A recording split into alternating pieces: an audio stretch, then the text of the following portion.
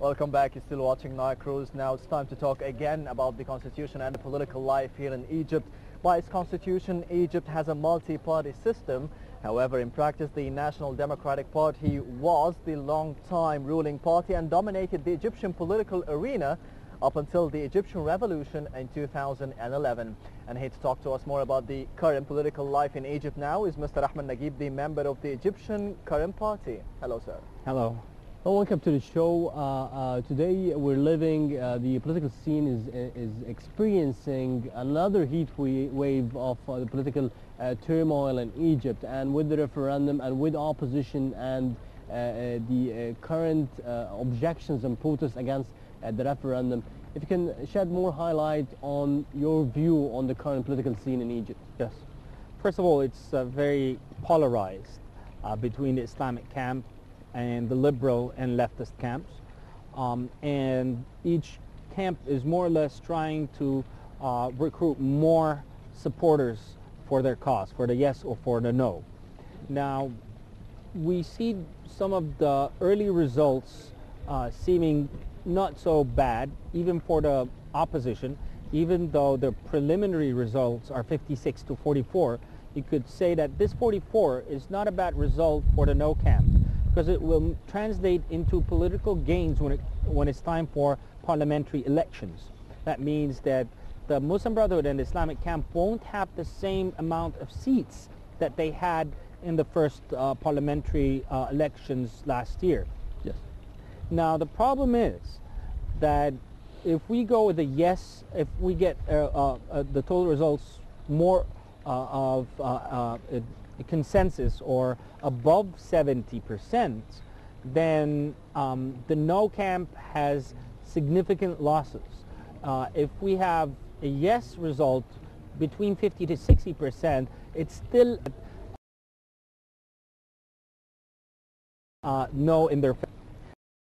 Many of which decided to annul the results or go for annulling the results by saying the whole process was not legitimate and it is flawed for two reasons. The first argument is that the current constitution has an article saying that if the consensus or if this constitution is not passed by a majority, not a simple majority, but a majority, which means above 65 or above 70%, that means the result is a no, not just a yes, even if it's under 70%, which means that we have to go for another round again.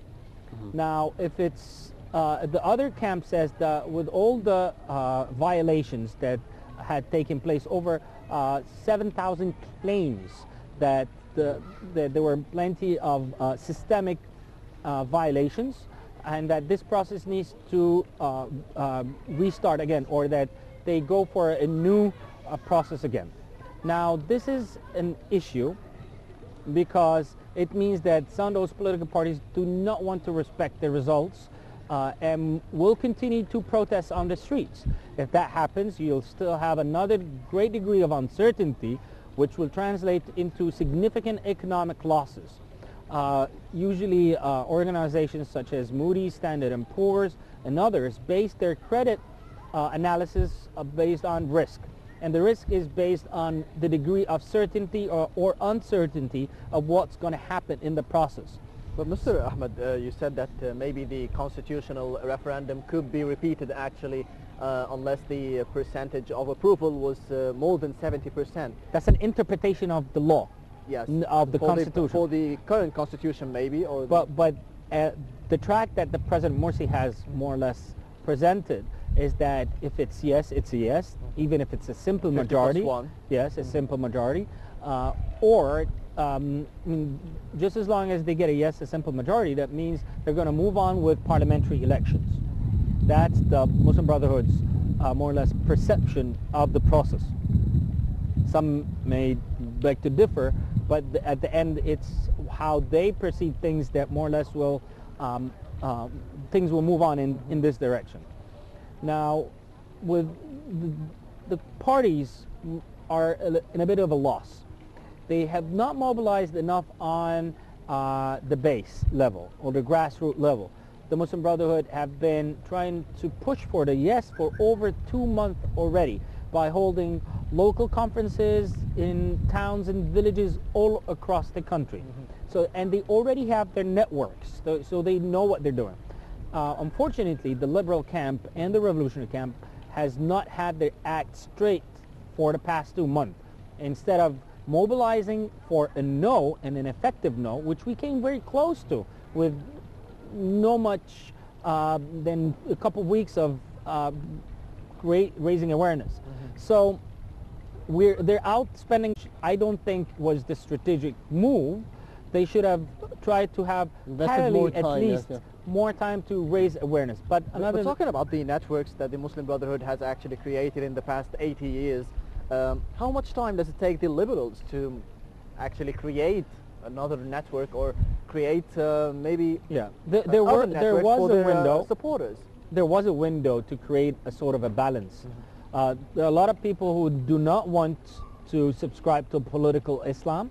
There are a lot of people who do not believe in the way things are running, and there are a lot of people who are confused. You had a great historical window in the last 2 years, especially in the first year, to have most of the liberals under one camp. For instance, had the Weft party changed the leadership into a leadership that is more interactive, the people have a better reputation. For instance, if Baradei had managed to become the leader of the Weft party, you would have had a lot of the liberal figures and businessmen all move under one leadership, and you would have had some sort of balance on the street level, because they have their own bases all across the country. They're older than the Brotherhood, and they have a reputation. And people would have thought, okay, we will go for that option. Some of the people who voted for the Brotherhood in the parliamentary elections and the presidential elections because they think they're the most organized, because no one else is as organized, regardless of competence.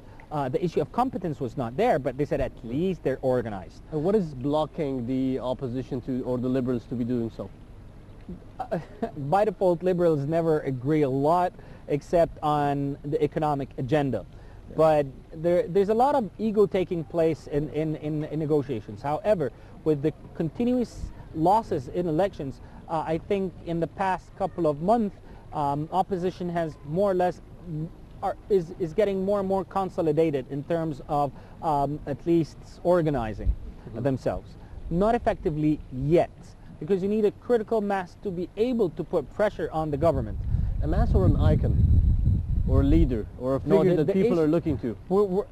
Realistically, we're not going to find this leader that we're talking about. Baradei is a great visionary, not necessarily a leader. He's not taking very firm positions by staying here, fighting the fight, gathering people around him. There are enough people around him who would do a great job in mobilizing people, but only if he's there consistently. These are issues. So right now, I think the best case scenario, if the liberal and the left camp would more or less become a pressure group on the government, because they're not going to have it their way and all the results.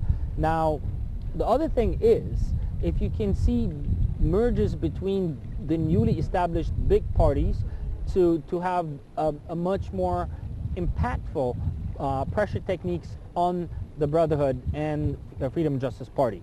To force them into coalitions. Specifically, if we see similar results between 55 and 45 in Parliament, the Muslim Brotherhood will inevitably have to create coalitions in the government. But they did do that in the past Parliament, maybe with the Salafists and the other Muslim parties, such as Al-Nahda or Al-Hadara, such parties. So they managed to get the majority. Can they do the same in the coming parliament? That's what I'm saying. The last time they had around 47% just the Freedom and Justice Party, and 23 to 27% for the Salafist parties.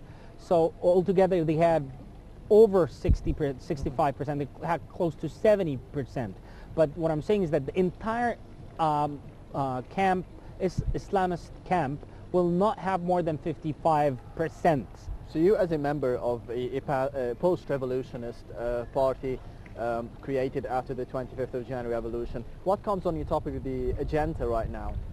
Well, definitely we're trying to create broader coalitions for the parliamentary elections. We were part of the Thawra Mustamira, or the Revolution Continues coalition.